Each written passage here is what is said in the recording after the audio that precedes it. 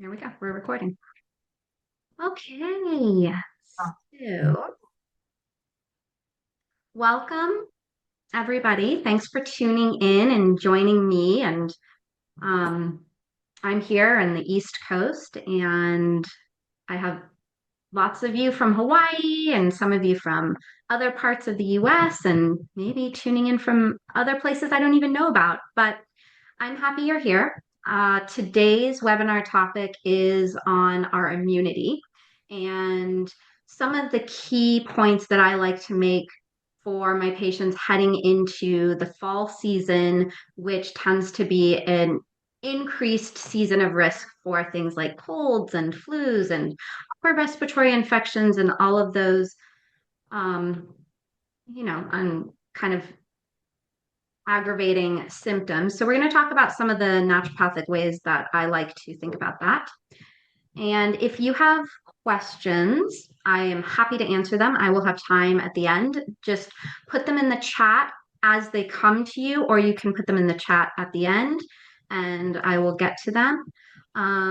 Let's get started. So, as always, if there's any personal medical information that you need, talk to your doctor. I'm probably a doctor for most of you, so if there's anything specific, you can always contact me.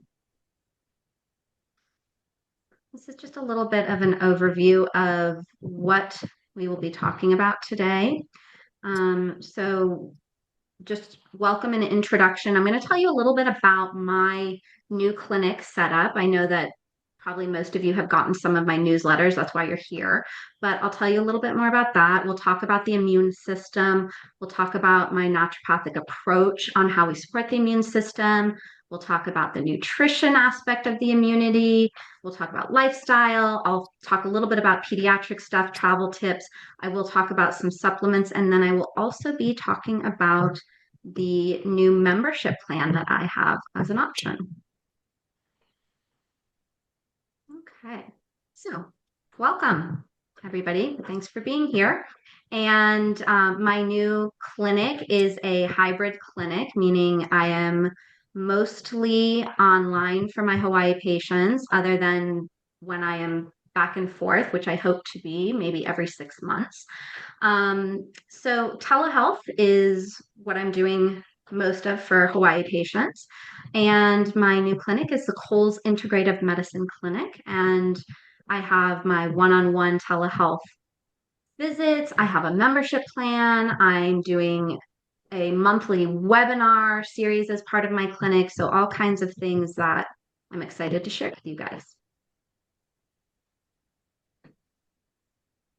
Oh, I didn't introduce myself. That's why there's slides to remind me to do that. Oh, I'm Dr. Kristen Coles, and I'm happy you're here. If I think I know everybody who's on the chat right now, but if you are tuning in later, I'm a naturopathic doctor. I'm also a licensed acupuncturist with a master's in acupuncture and oriental medicine. And I have been in practice for 12 years. Up until a month ago, all 12 of those years was in Hawaii, and now I am physically relocated in the East Coast, New England, right in a little town in Vermont. And I will be sharing more about that as we go through these slides. I have some fun pictures that I've taken out here with some fun stuff, which we'll get to. About me, there's a little quote here. It's just, I really like to fuse the ancient naturopathic principles and knowledge with cutting edge research. And that's really why I'm focusing in on the integrative medicine as part of my clinic, because I really believe that integration, where we can use the best of all medicine to bring amazing outcomes, that's really what I'm all about. And if you've worked with me, you probably understand that. Okay, I do want to introduce someone special, which is Morgan Schneller. She is on the call today, and she'll pop her video on and say hi in just a moment. But she is the functional nutritionist who is part of my team. And what that means is that She has gone through her own extensive nutrition training, and she has also shadowed and trained with me for probably, I don't know, maybe 1 or 2 years now. Morgan can correct me on that, but a little while. So she knows a lot about my approach, and obviously she knows a lot about nutrition. So when I talk about the nutrition visits included in my membership plan, she is the nutritionist who will be kind of working with patients on the team-based approach. Morgan, you want to say hi? Hi, everybody. Um, yes, so it'll be coming up to 2 years in January that I've been doing the internship with you. And if anyone has any questions, I'm going to be sort of moderating the chat and compiling all the questions, and then we'll get them to Dr. Coles at the end so she can answer anything that comes up as we go through the rest of the webinar. And Morgan is Hawaii based, Yes. and she loves to ride horses. Yep. That's all true. Yeah, I'm out in Where is Hawaii. your I'm up on the nutrition North thing? Shore, and I'm originally from the East Coast. Hopefully, I'll be visiting Dr. Cole soon here because I'm going back to the East Coast to visit my family. So we'll get together and talk a little bit about the clinic and how we can all best support you. Thank you. All right. Let's jump into what the bulk of the talk is about, which is our immune system and how we can treat it well so it treats us well. All right. Well, listen So, to this. Linda, I can hear you if you want to mute. Mm. Happy to see you, though. All right. The immune system, I know obviously everybody here probably has heard of the immune system, knows a little bit about it. It is a very highly specialized interactive network. It has cells, it has tissues, it even has organs.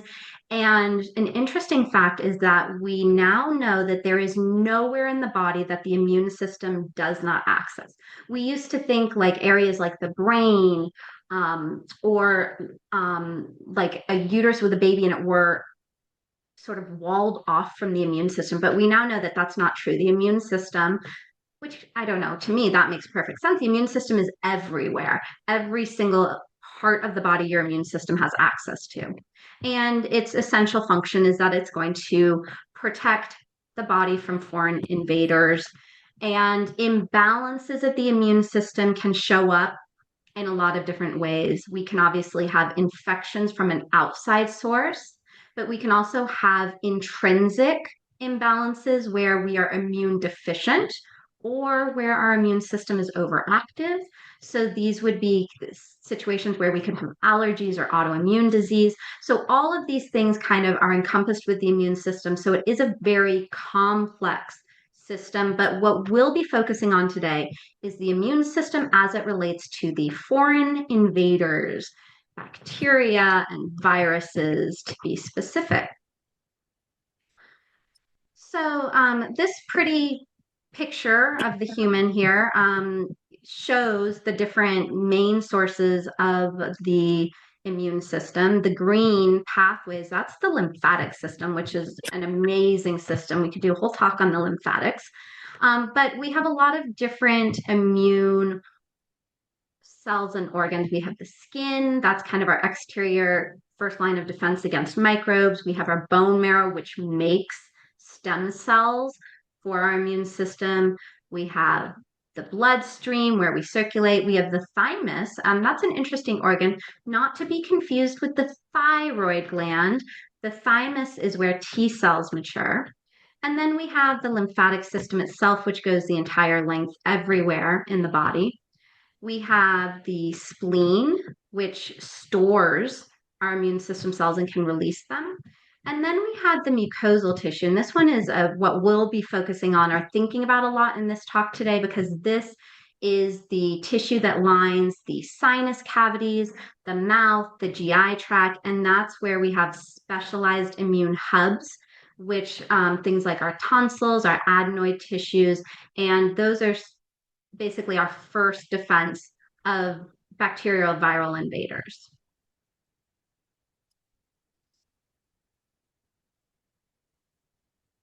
Okay. So how does our immune system and the immune response work? Um, I think of our immune system sort of like a military, where we have different types of cells that fight different types of things. So just like a military might have an army and a navy and an air force for fighting on land and fighting in the sea and fighting in the air, we have cells that are designated specifically to fight a bacterial infection or fight a viral infection or fight something like a yeast situation. And actually, this is a really important note because when I do my integrative functional lab reviews and I'm looking at something called a complete blood count or a CBC, I can actually hone in to see percentages of what your immune system is kind of focusing on. For instance, sometimes there's a question of if someone is really sick, we're asking ourselves, like, should we give an antibiotic or is this just a virus? And we can actually do a fairly simple, easy blood test to determine and look and see, is it the cells that are focused on a bacterial infection that are elevated? And if so, an antibiotic could potentially make sense. Um, how the immune system works is that those cells, based on if there's a bacteria or a virus, those cells will sort of multiply. The immune system has the ability to all of a sudden mobilize more cells to fight a viral infection.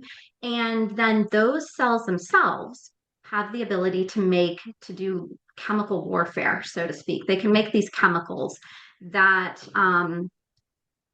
cause direct attack on the invaders or cause an increase in the types of chemicals that can increase our inflammatory pathways to make it less likely that the virus or the bacteria, whatever the invader is going to be able to survive. And those chemicals, you've probably heard of the word an antioxidant or an oxidative effect. And those are kind of those chemicals. And two that you might have heard of. One is iron, and the other is glutathione. And these are nutrients that our own body uses. And iron, interestingly enough, is used when there's an infection by the bacteria themselves. They can take our iron and then they can create more oxidative stress. So there's some really interesting data where we don't want to give people high levels of iron if they have infection, because that can actually help fuel the infection versus something like glutathione, which glutathione is a very potent antioxidant.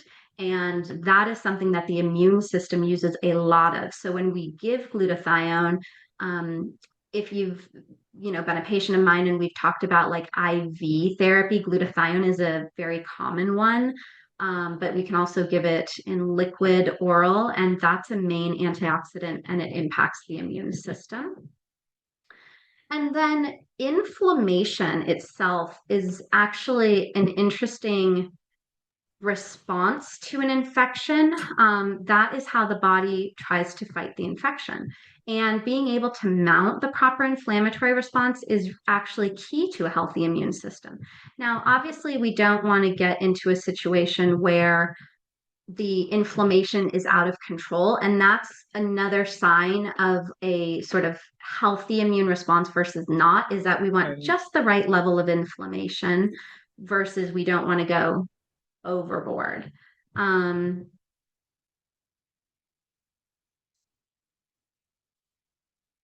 so let's think about why we get sick in certain times of the year, like why the fall, why the winter.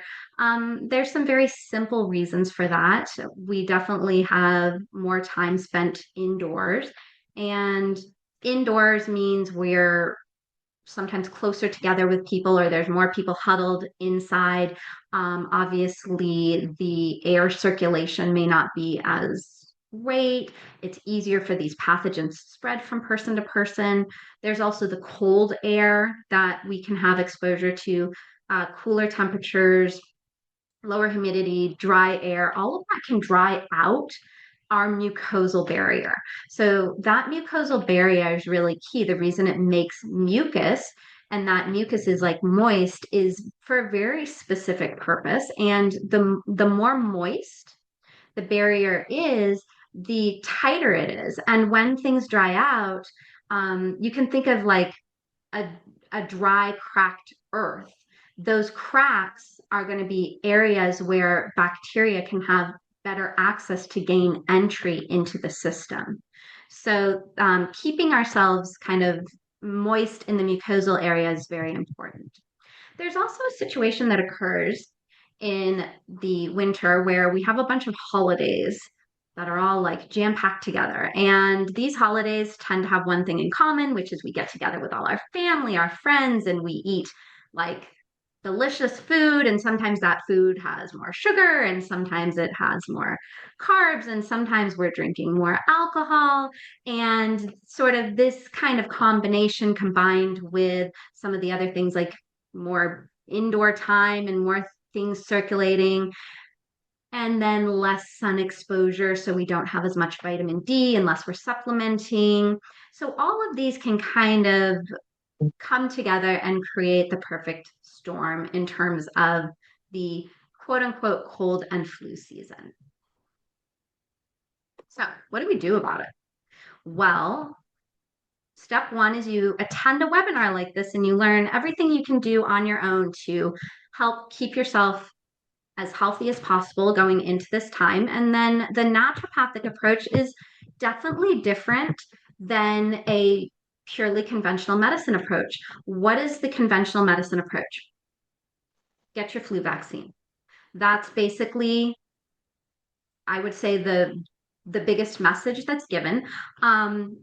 Here's some interesting data on the flu vaccine for this coming year. So this is the 2024 to 2025 flu season. They designed the flu vaccine for this year back in March, and it's always a guess.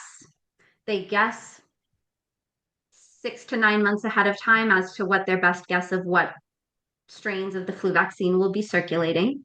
The flu vaccine this year has been changed. Last year, it was a quadrivalent vaccine, meaning there were 4 different flu strains included. This year, it's only going to be a trivalent, so they're only including 3 different strains.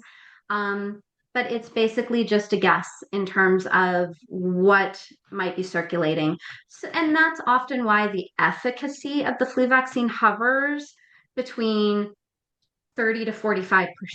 So, that's the conventional approach, but we are going to talk about the naturopathic approach.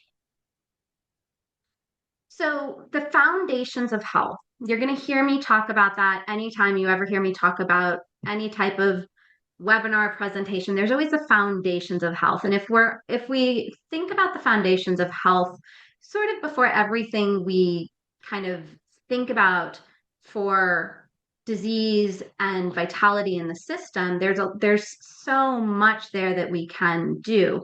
So foundations of health, our diet and our lifestyle. And when it comes to diet, I tend to be very interested in personalizing the diet for my patients.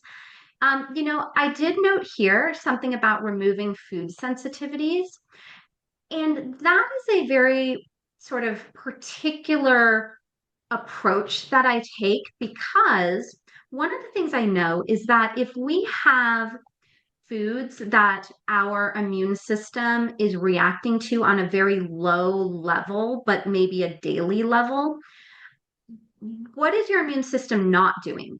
Every time a food that you're sensitive to comes into the system and your immune system is improperly responding to a food, your immune system isn't paying attention to other things. So your immune system isn't doing the work it's supposed to do, which is watching for those foreign invaders and making sure it's taking care of business. It's actually dealing with a food. So one of the things that can make a massive difference for the immune system, especially in children, I have seen this be a game changer, is identifying which food someone potentially could be reacting to, removing it from the diet, and then allowing the immune system to do what it should naturally do. So I always think that's a good note to start with. And then lifestyle, when it comes to the immune system, sleep is very important. We have the environment that we are in. So, where are we located? Do we do a lot of travel? What is our exposure like? And that's something that I also take into account individually, meaning, everybody individually has their own amount of travel or their own, amount of exposure that we are going to think about. And then there's the Constitution. We all also have our own types of constitution. And in Chinese medicine, traditional Chinese medicine, all cold and flu and immune system stuff is thought about in a constitutional way, meaning we pick herbs and treatment and therapy based on our constitution. And then what level of vitality do we have? What is our toxin burden? What is our level of stress? All right, so let's talk about nutrition and the immune system and why diet and nutrition is important. So, if we want to design a diet for the immune system, we're going to be thinking about a whole food diet, meaning foods that are sort of in their complete form from the earth, non-processed. We're going to reduce processed foods, reduce the processed sugar, the processed oils, and excessive simple carbohydrates. We're going to focus in on fiber that's plant-based. So eating plants and a variety of plants is going to add more micronutrients. It's going to add more dietary fiber. Fiber helps that mucosal system of the GI tract. And then we're going to really think about polyphenols and antioxidants. And this beautiful picture has a lot of polyphenols and antioxidants. So these are going to be like cranberries. Cranberries, we're heading into cranberry season, and they are one of my, favorite antioxidants to use this time of year. Blueberries, raspberries, pomegranate season is coming in. All of those are amazing. They're superfoods for your immune system. Ah, all right. Name this medicinal mushroom in the picture.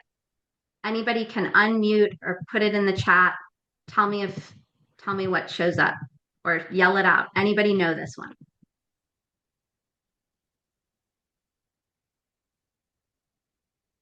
Do we have in the chat? Oh, question. No idea. Oh my goodness. Okay. So, no takers on this. All right. I took this picture 2 days ago. We are walking the boundary of our land. We have 14 acres up here and came across this mushroom a mushroom mansion in the tree, and someone got it. Oh, good. Dragon's mane, lion's mane. Yes. So this is a medicinal mushroom. It's called lion's mane. You've maybe heard of it. It's called that because of how it looks. It looks like this shaggy, beautiful mane. So this is lion's mane mushroom. Here they call it bear's tooth mushroom. Exact same. And it is a highly sought after medicinal mushroom. I harvested it and I am actually dehydrating it. I'm going to make it into medicine. And it's amazing because I harvested it yesterday. So super fresh. And I'm going to be adding it to an immune system soup, a broth that I'm making that I'll freeze. But anyway, nutrition and immune health. So medicinal mushrooms are amazing for your immune system. Mushrooms help modulate the immune system, meaning mushrooms have this unique ability to either stimulate the immune system or dial it down. So that's why mushrooms can be used for a wide range of immune issues. They can be used for active infections. They can be used in autoimmunity, where we actually need to dial down the immune system. They can be used in cancer. They are a staggeringly effective type of medicine for the immune system. And the way that I like to use them, I always have shiitake mushrooms on hand because I love those in the edible form. So if I make chicken soup or if I make bone broth, or if I'm just making like an omelet or eggs in the morning, I will just chop up shiitake and I will add them to everything. So those are a great way to kind of up your dietary immune support. And then if you take any encapsulated mushrooms, lion's mane is amazing. It also is very, very good for memory and the neurologic system. And then there's reishi mushroom. So medicinal mushrooms, love them. And then there's the cruciferous vegetables, broccolis, kales, bok choy, Brussels sprouts. These contain a chemical compound called sulforaphane. And sulforaphane is anti-cancer. It is very immune effective and it enhances glutathione. So glutathione is going to be a sort of major chemical defense with the immune system. So helping to get those precursors to make glutathione from the diet, very key. If you're somebody who does salads, maybe like upgrade it. Let's think about arugula or spinach. That's going to be a higher content of micronutrients than lettuce. So kind of just thinking about like the micronutrients that we can get to help improve our immune system.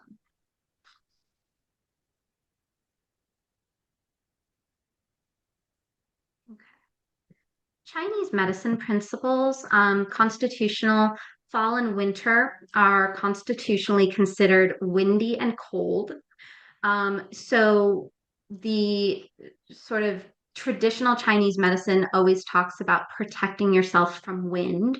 Now, most of my Hawaii friends out there, it's not necessarily getting super cold, but we do have a fair bit of wind. And, making sure that we kind of protect ourselves from a lot of wind exposure because wind can also be very drying to the system. And the traditional Chinese medicine practitioners talk about wind as being a disruptive to the defense system in the body. So, what we want to think about during cold and flu season is we want to think about eating and drinking with warm or room temperature things. So I don't ever like ice water. I don't like ice cold drinks. Those are things that can be particularly problematic in the cold and the wind as well. But the other thing you can do is you can add herbs that are constitutionally warm, like ginger or spicy foods, and those can help during this time as well.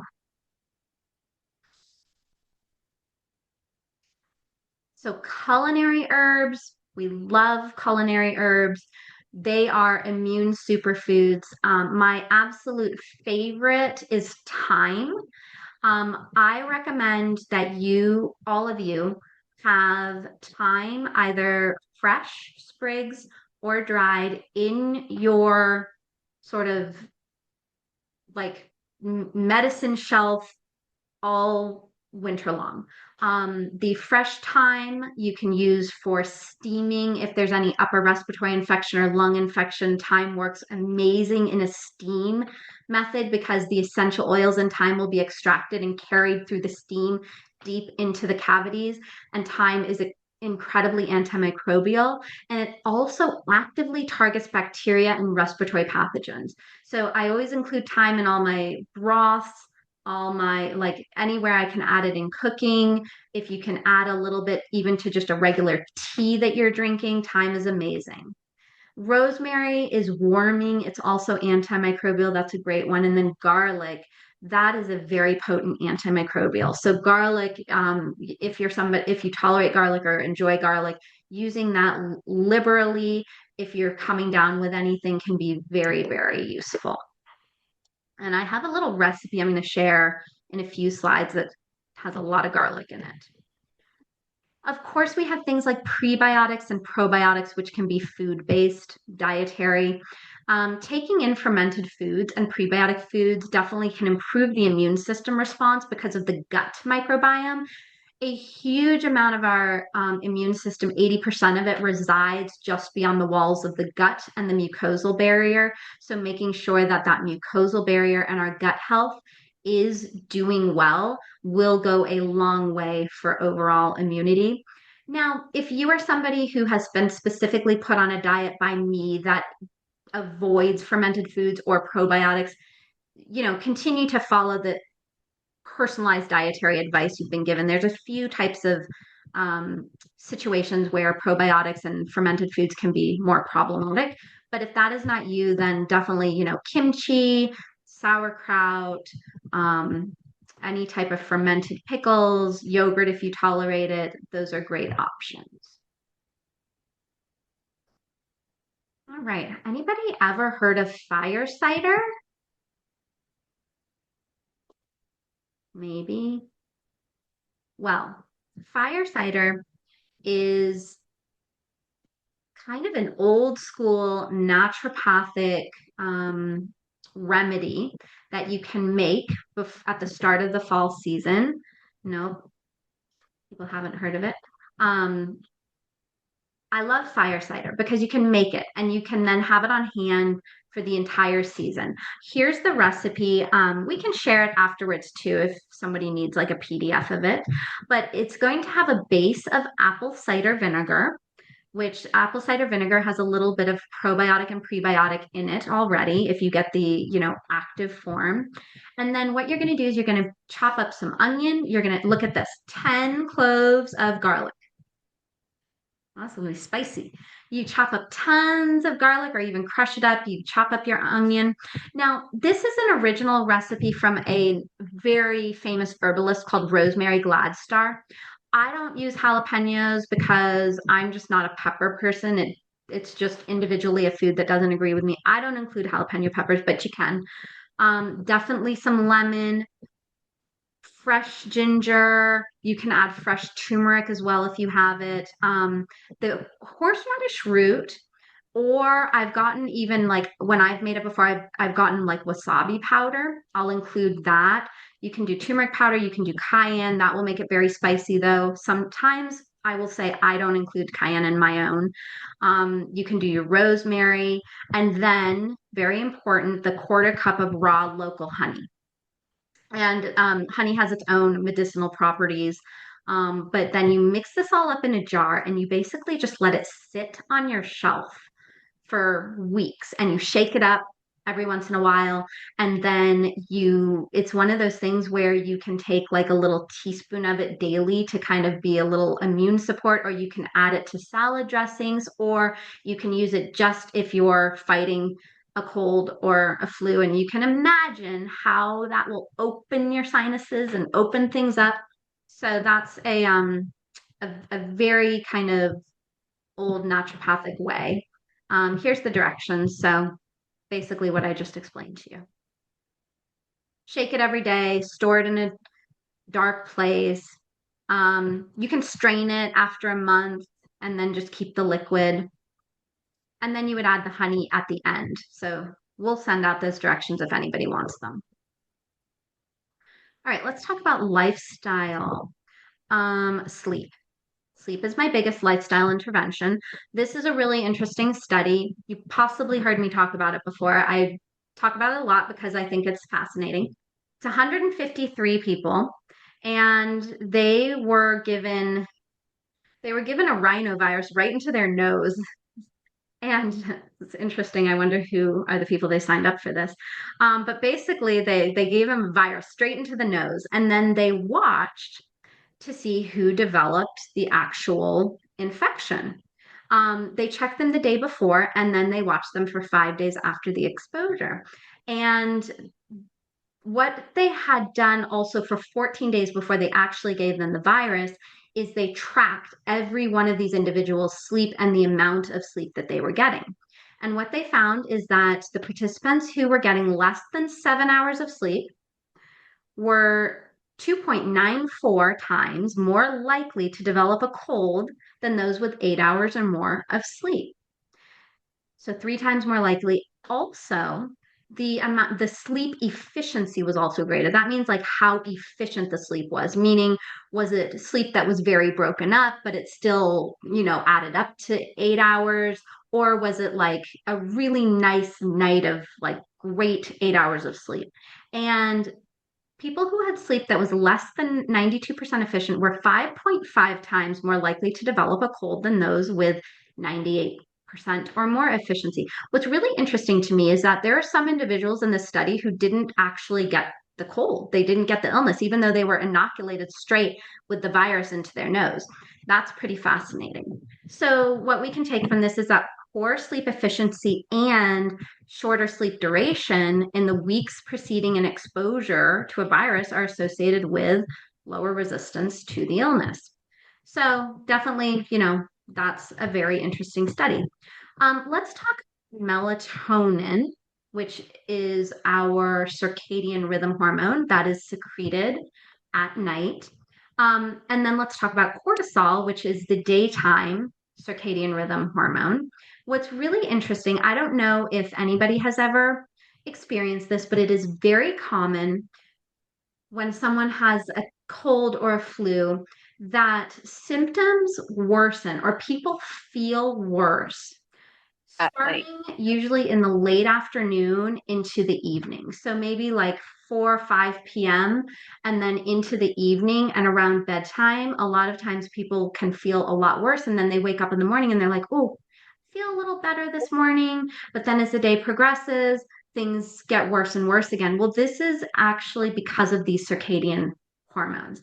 Melatonin can act as a pro-inflammatory signal that will increase immune cell activation and a chemical attack. So as we get like later in the day and melatonin levels start to come, we can actually get more inflamed because of the effect that melatonin is having on upregulating the immune system. So it's really interesting. So a lot of times, people think like I need to take like cold medicine in order to sleep.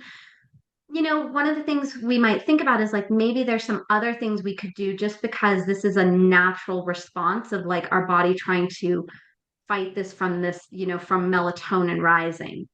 Um, Also, the amount of deep sleep that we get, which is a specific type of sleep, is very much correlated to immune support. So we get a boost in our immune system from the sleep that occurs in the deep sleep phases. And that's also really important to note because if you're somebody who watches your amount of deep sleep with like something like your Aura ring, that is, something we want to hone in on is getting more deep sleep will support your immune system more. Um, then in the daytime, we have cortisol, which rises in the morning. And cortisol will actually kind of suppress the immune functions in an anti-inflammatory manner. So that tends to be why, like, as the cortisol rises, we feel less symptomatic, and it's because of this interplay of our hormones. So I think that's a very, important thing for us to know when we're thinking about symptoms. Hmm. Lifestyle interventions. Yes, stress. I think definitely we can all understand that excess and prolonged cortisol production, which is stress, will cause immune suppression over time. We don't want long-standing stress. It will impact our immune system. So meditation, mindfulness, yoga nidra, these are very particular techniques that can help our body deal with stress. And then there's exercise, nature exposure. So fresh air, breathing in the natural microbiome is something that enhances the immune system. There are actually very interesting studies on this where we know that what we breathe in the air is microscopic, a lot of bacteria, and the bacteria that are found in a natural environment that we breathe in tend to be healthier. Movement, building muscle, and mild to moderate workouts prior to an immune exposure can create a window of immune prevention. So there's actually some interesting data where if someone does have to get a vaccine for some reason, if they do a workout 4 hours before the vaccine, their immune response to that vaccine is better. So if there's a situation where like, oh, I'm doing a big trip and you want to up a little bit of your just, mild, moderate exercise beforehand, that would be helpful. Let's talk a little bit about pediatrics. There's my babies, little Boone. my little boy, and then Bowie down there. And that was maybe a few weeks before we left Hawaii on the beach. Oh, and there's an up close of my little guy. He's eating sticks covered in sand on the beach. And that's why I chose this picture because we're going to talk about pediatrics and how we develop our immune system and a strong immune system. So we actually, when we think about our kids, we want to encourage some healthy pathogen exposure and immune response to build this healthy immune system over time. And naturopathic theory does believe in supporting the natural response of the immune system and using gentle natural treatments to enhance our ability to create an immune library, meaning we need to learn about the different microbes in our environment, and then we need to learn how to react to them. And we need to be able to mount a healthy response, like mounting a fever is actually your body's healthy response. And children tend to mount fevers often, and that is their chemical warfare responding to the invader. I do not recommend suppressing fevers on a regular basis. It's not something that tends to be the most effective way because then we're going to suppress our immune system. There's other ways that I like to support the immune system versus suppress what it's naturally trying to do. Now, obviously, there are cutoffs to things like a healthy versus a problematic fever, and I definitely discuss that with my patients on an individual basis. But my most of the time, I'm going to try to encourage a mild fever because that will help your body fight whatever the infection is. The other thing I really do think about and talk a lot about in pediatrics is sleep. Sleep is when the immune system memory is built. And so, how we form the immune system memory is through sleep. And this is really important to remember with our kiddos is that you may be concerned about the amount of sleep that they're doing if they're sick or ill, but really you should just let them sleep. If they need that sleep, that is how their immune system is learning and functioning and working. So that's a really important thing to think about for kids. Now, I do have some specific concerns when it comes to kids, which is that children have smaller airways. Everything's smaller on kids. Their sinus cavities are small, their lungs are small, their airways are small. So we do have to be really mindful of supporting the system with URIs, upper respiratory infections, and watching out for breathing concerns. Asthma has a high prevalence in the sort of Western society, and that is something that can develop when children are young. So if these are concerns at all that any of you have with your kiddos, that's something where we would definitely want to delve into a very specific, like supportive approach for them. But definitely thinking about ways that we can open up the congestion in the head is a really important thing for kids. So that is where I talk about the wet sock treatment. I don't know if anybody has used this or heard of it. I often recommend it, even in adults, but it's great for kids. It's great for anybody. It helps with fever. So when I said I don't like to suppress the fever, I don't like to suppress it with medication, but I do like to help your body with it. It also is very good for head congestion and it is good for immune stimulation. What it is in a nutshell, the directions are here, but it's essentially putting cold, wet socks on our feet right before bed. And what that does is it changes the circulation of the body because all of a sudden the body senses something cold and wet on the feet, and the circulation leaves the head, goes to the feet to try to increase circulation to warm up the feet. And that change, that pulsing of the circulation away from the head can reduce congestion significantly. It can bring down fever significantly. And it allows the immune system to be targeted and stimulated in a really specific way. So this is like one of my top favorite treatments for any of this, especially at nighttime when people are feeling worse. So you just get thin socks, thick socks, take a warm bath before bed, Get your cotton socks really cold with water, wring them out, put them on, put your thick socks over the cotton socks completely, go to bed, cover up with blankets, keep the socks on until the morning. When you wake up, they should be totally dry. And that's the effect of sort of the circulation of the system. All right, let's talk really quick about some travel tips because I know that, um, especially when you're in Hawaii, if you want to go see your family or friends on the holiday, Christmas, all that, you're probably going to get on a plane, and there's a lot of immunity stuff that happens with plane travel. Things that I really think about is the neti pot. There's a picture of it here. That is a really great way to rinse and clear the sinuses because when we think about how we get exposure, most of the time it's going to be through the sinuses or the face.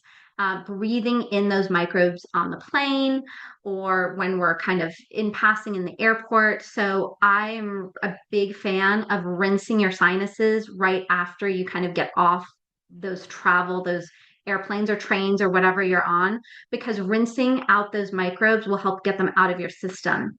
I also like barrier protection, which is just a really simple. You can put a thin coating of Vaseline, like on a Q-tip, and just put it in each nostril. And that thick Vaseline will be able to prevent bacteria from crawling up and into your mucous membranes because the bacteria can't get through that Vaseline. So before you get on the plane or before you travel, you can just put a little swab in there and you can reapply as needed. And then sleep. If you're changing time zones, I definitely would recommend thinking about melatonin, especially because of melatonin's specific role in the immune system support. On my full script, if you don't know what full script is, let me know after. But on my full script, I have these packages that I've pre-made. One of them is a travel one, and on there is these immune support packs. These are my new favorite. These are an all-in-one package, and you just like grab and go. Each package is for one day, and it has everything in it. It has like vitamin D, it has vitamin C, it has the Immunotone Plus, which is on another slide, which is my favorite immune system pill. It has NAC, it has some quercetin, it has all kinds of things in it. So I love that one as just like a grab and go for travel. All right, let's talk more about these supplements. So basic immune support. Some of my like key three, Immunotone Plus. This is my like absolute favorite in a pill option. It's a perfect blend in my opinion because it has the herbs andrographis that is a extremely potent antiviral herb. It's a Chinese herb. It has astragalus, which is immune modulating. It has elderberry and it has echinacea. And then it also has multiple medicinal mushrooms and it has some lauricidin, which is also antiviral. It has a whole blend. It's like one of the best. Then we have colostrum. Colostrum's really interesting. Been a big fan of it now recently. It's the main ingredient in mother's milk. It's a robust source of targeted immune building blocks. It has a lot of immunoglobulins in it, so it can actually help build immune response. And it is a natural source of lactoferrin. You may have heard me talk about lactoferrin when it comes to COVID, because lactoferrin is specifically known to be helpful with COVID. Lactoferrin also specifically increases something called your NK cells, which are your natural killer cells, which are like the Navy SEALs of your immune system, let's say. So lactoferrin included in a natural source is colostrum, so that's a really great option. And then vitamin C. Vitamin C, it still is I mean, that may seem basic, but honestly, it's still really important. It's rapidly used during oxidative stress. So when you are actively sick with a virus, your vitamin C is becoming depleted. And humans are only one of three animals who cannot make our own vitamin C, so we have to take it. So the rapid depletion of vitamin C is something where we want to, get more of it either from our diet or from a supplement. I also like when we think about, because cold and flu, a lot of times we're thinking about upper respiratory infections. Most of the time, this is a season where it's like the sinuses. I do love nasal sprays. This propolis nasal spray is one of my favorites because it reduces sinus inflammation. And then this immune charged throat spray is awesome because it helps immune support just in the throat itself, where that's, our first line of defense. So it's zinc, it has quercetin, luteolin, and propolis in it. And then probiotics and vitamin D, high dose vitamin D. I definitely, if you're actively sick, I'm going to go up to 20,000 IUs a day for 5 days. I also recommend if you don't regularly get your vitamin D levels tested, get it tested sometime between August, September, October to make sure that you're sufficient, your levels are optimal before cold and flu season. If you need it tested, let me know. And then there's a high dose probiotic can be given as needed, unless you're somebody where I've said don't take probiotics. All right. In summary, there's a lot of things you can do here. I went through a lot of different things. Hopefully, you guys have a good starting place for resources of what to do and how to approach this season. Um, if you want to see more about the supplements, I do have them all on FullScript in my immune support supplement package. So that's on my FullScript page. If you have any questions, shoot me an email if you can't find it. Um, that's the end of talking about immune system stuff. And I'm going to briefly talk about a different subject now, which is my Hawaii Legacy membership. And I will get to questions in a minute. Um, if you have not heard of my Hawaii Legacy membership, I have it on my website and I have had it out in my email and newsletters. This is something new that I am platforming, and it's I specifically built it for my Hawaii patients because I wanted to make sure that we had a way to um, help you feel like I'm directly accessible for you, even though, I'm here on the East Coast right now. But it's a monthly membership where you get direct access to me. You in my membership, you receive my personal cell phone number. You can direct text me. You can get a response from me within 24 hours, often sooner if you're texting with me. It's also included in this plan that you get for naturopathic doctor visits with me. These are like lab review visits, quarterly update visits, any type of visit you may need. There's 4 of them included. And then there's also included 4 nutritionist visits, and these are with, if you were here in the beginning, the functional nutritionist Morgan, who I brought on board. And so 4 visits with her. And if you've never seen a nutritionist, this is a really awesome way to just hone in on targeted nutrition and things that you might be, have been interested in or need someone to support you with nutrition ideas or recipes or things like that. And I work hand in hand with her, so I'm overseeing and approving, any treatment plans that she's working on with you. But I really love being able to include a nutritionist, and at some point this may even expand to include other types of practitioners as well. But right now we have nutrition included, which I love. A few other just like perks. I'm going to be holding open office hours twice a month where I'm here on Zoom and anyone in the membership can drop in. You can ask questions with me, any concerns, any quick needs. And this just gives my members an opportunity to come face to face with me for anything that's quick that they don't want to use a full visit for. And, you know, we can address anything that might be needed that's coming up. Also, access to any of my educational content. So I have starting my monthly lecture series. This is my first one. I have lectures and webinars planned for the whole year. And the next webinars coming up, I'll have a small fee for attending them, but any of my members are going to get free attendance and full copies of the recordings. And then supplement discounts. I'll be having flash supplement sales on FullScript for my members.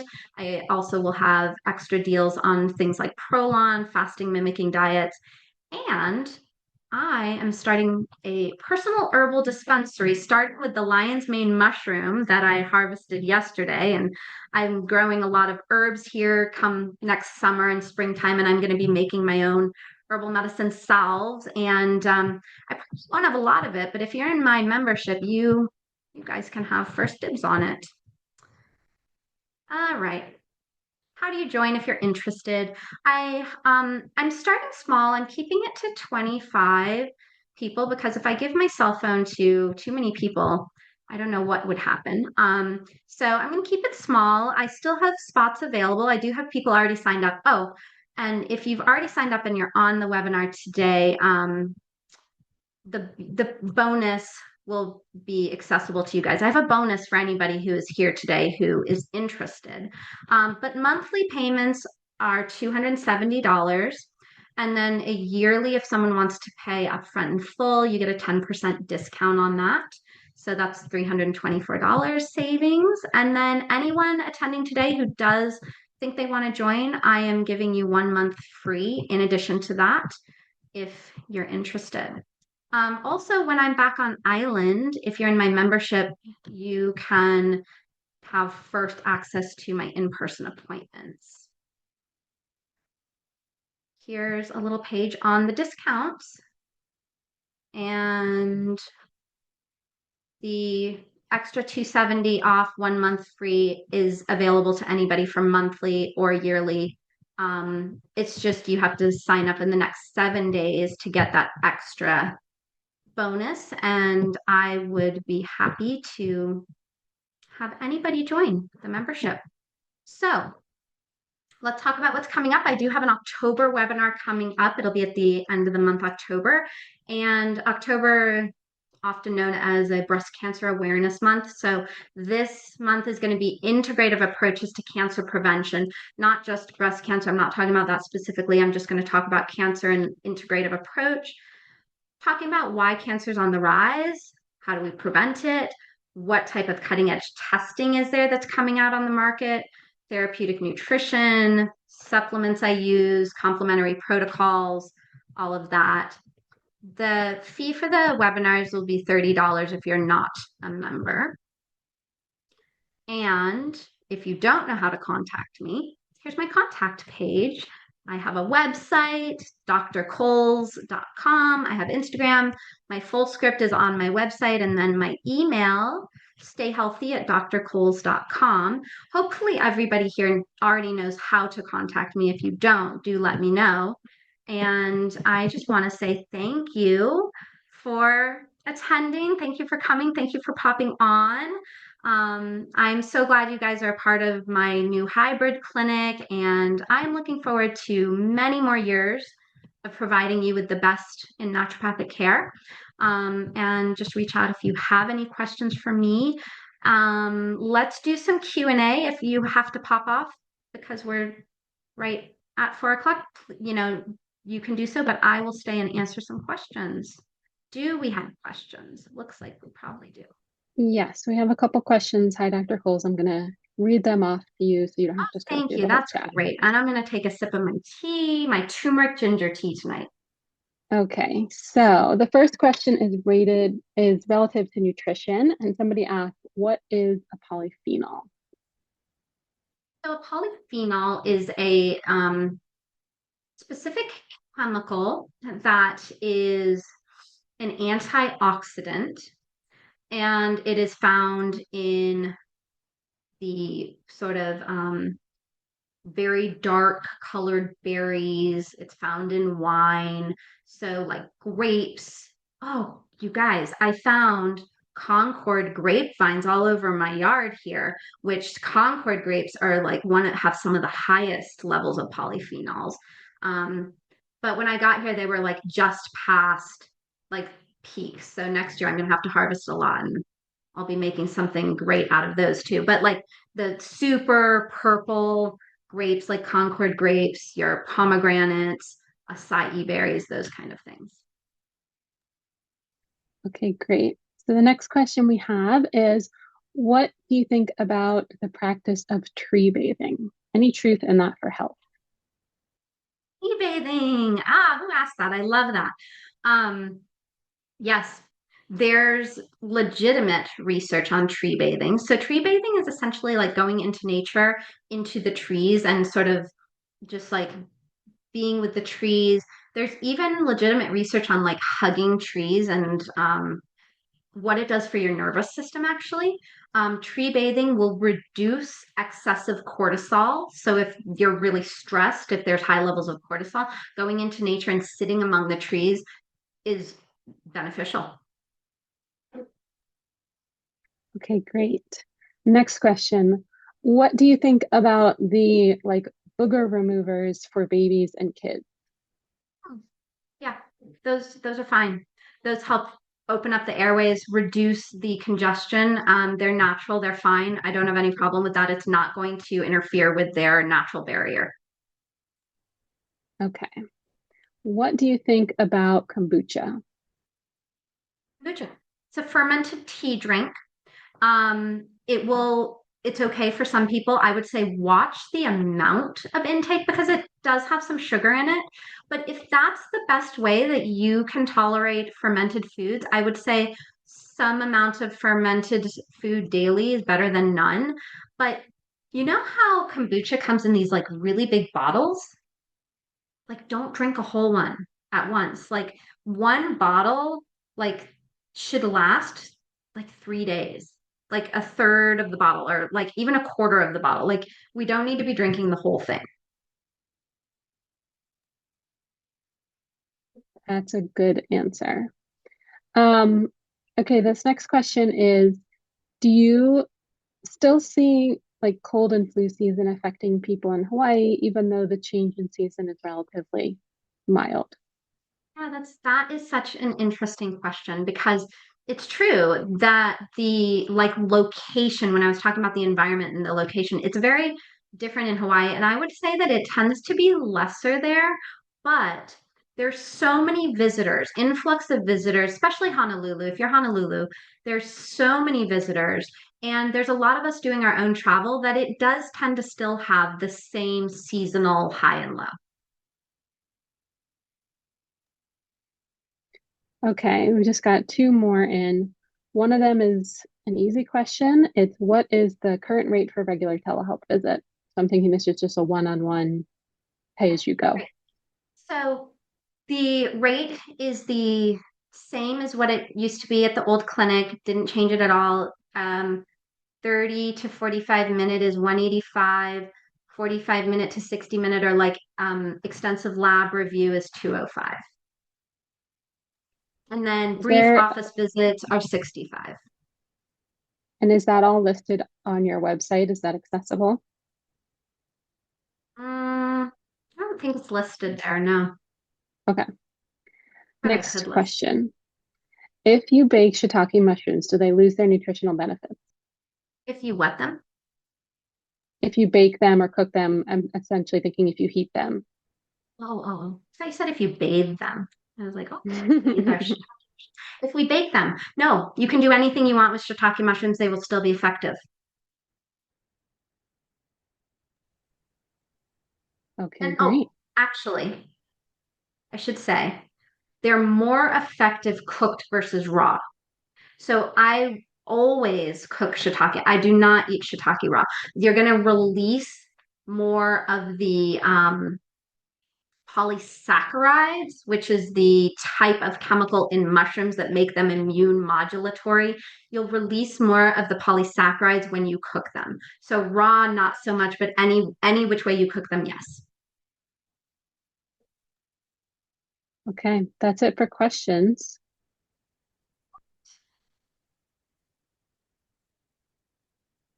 Oh, is matcha tea safe? There's a new one. And are dried shiitake mushrooms effective? Yes. So dried ones are, but again, you're gonna have to like reconstitute them or rehydrate them or do something with them. But yes, dried is fine. You can buy like bulk dried shiitake. And is matcha tea safe? I'll just say yes, matcha tea safe is great. Is it safe? Yes. Oh, yeah, matcha tea is very safe. Um, I've been doing a lot of matcha tea in the morning with I have this new thing I'm really into, which is saffron, which saffron is another like herb, culinary herb that's also like herbal medicine. But you can buy saffron, and if anybody's ever seen saffron, it's just these teeny tiny little like red strands. And I've been steeping like seven little strands of saffron in my hot water and then using that to make matcha. And you get this like increased effect. Matcha has L-theanine in it, small amount of caffeine, and the L-theanine helps with like focus with matcha. And then if you make it with the saffron, it's really like an uplifting, like happy, good for the mood. Saffron is an antidepressant, it's an anti-inflammatory. So if you have saffron, you can start making matcha like I've been doing with saffron. Okay, Uh, and what is the best way for people to reach out to you or for them to go ahead and start booking appointments? well, I think my website is pretty easy. There is online booking links on there, although if you're in Hawaii, there has been some confusion because the online booking site time zone is set to Eastern time zone, and that's not well marked. Just know that. But if you just shoot me an email, I am on my email regularly. I can take care of any like booking questions or anything like that. I can like manually book you. I do have a clinic phone number. I didn't list that. Let's give people my clinic phone number,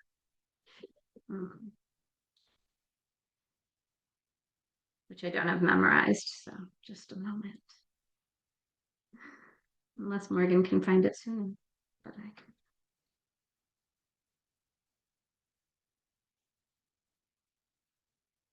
All right. Clinic phone number 802-230-7962. It's also on my website. But